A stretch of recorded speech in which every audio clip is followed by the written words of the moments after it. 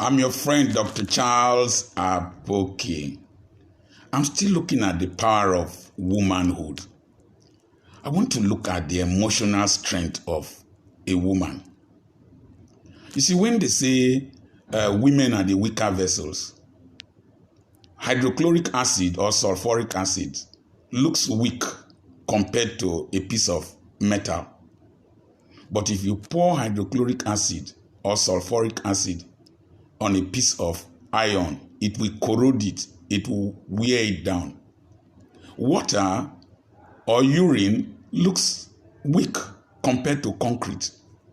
But urine or water dripping on a piece of concrete will eventually corrode it over time.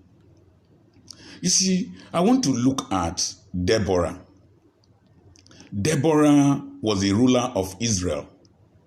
Deborah was a prophetess. Deborah was wife of Lapidot. Deborah was a warrior. The Bible says that when men were afraid to walk the streets of Israel, Deborah arose a mother in Israel. Let me tell you one basic truth. Women don't fear. Women don't fear any person. They can take great risks. Can you imagine Deborah? Her name is Honey Bee. The meaning means honey bee. She was producing honey for Lapidot, but she was able to strike and sting the enemy. I tell you something, Barak means thunder or thunderbolt. When thunderbolt was afraid, the honey bee, Deborah, was ready to go to war. Can you imagine a married woman galloping with men to war and pursued Caesarea that has been troubling them over the years? And he ran into the house of Jael. Jael means mountain goat. And Jael prepared milk for him to drink. Milk has a sedative effect. Can you imagine her calmness? And the man slept. And she covered him with a blanket. And then took a peg, tent peg, and then struck him through the skull. I suspect she struck through the petrous bone here. This bone is like a rock. It houses the ear. It's one of the strongest bones in the body. She pierced here through the brain tissue, and the thing came out from here and hit the ground and stabilized the head of that rascal. Can you imagine the calmness? Can you imagine the dexterity with which she struck the head of the criminal? Is this Caesarea? I can't remember. Struck his head down. Calmness. There was a woman in the Bible when Abimelech besieged a tower. This woman took a grinding stone, aimed the head of Abimelech, and cracked it. Imagine the whole commotion of the city running up a tower.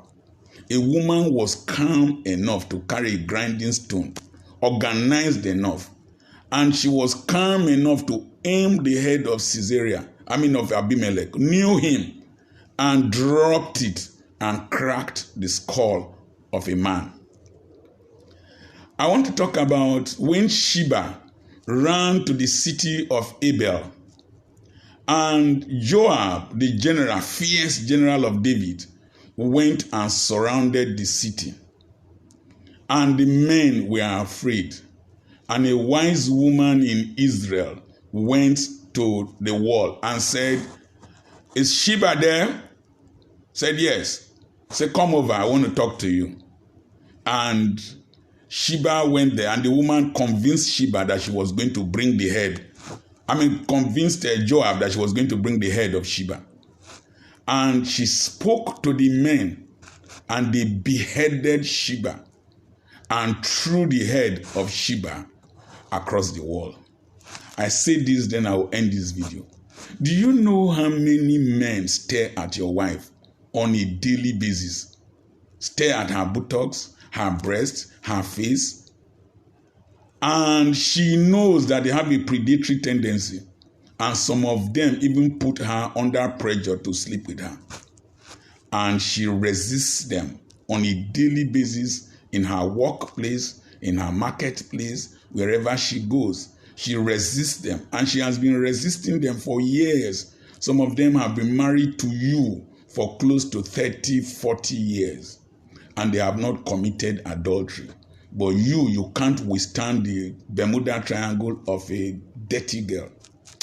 Women, there is a song that says, never underestimate the power of a woman.